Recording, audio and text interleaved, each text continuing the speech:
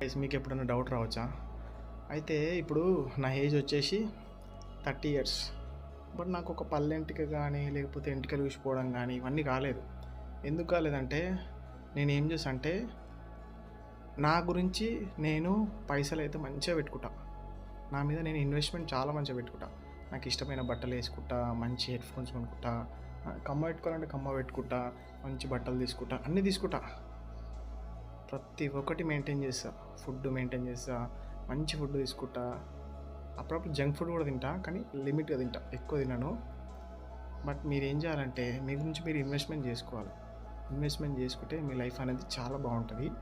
ఇప్పుడు ఏమైతుందంటే అందరూ ఏం చేస్తారంటే పైసలన్నీ కూడబెట్టుకొని మామిడికాయ తొక్కు, చింతకాయ తొక్కు తినుకుంటా, ఆ తర్వాత కొన్ని రోజుల తర్వాత మోకాళ్ళ నొప్పులు, కిడ్నీ డ్యామేజు, లివర్ డ్యామేజు, ఇంకా డైజెషన్ ప్రాబ్లమ్స్, గ్యాల్‌బ్లాడర్ ప్రాబ్లమ్స్ ఇవన్నీ వస్తాయి. హాస్పిటలైజ్ పెడతారు. అప్పుడు మనం హాస్పిటలైజ్ పెట్టాల్సిన అవసరం లేదు. అప్పుడు మనం ఇంకా వాకింగ్ చేస్తాం, జాగింగ్ చేస్తాం, మంచి ఇష్టం ఉన్నట్టు తింటాం. ఫిజికల్ కూడా చాలా బాగుంటాం.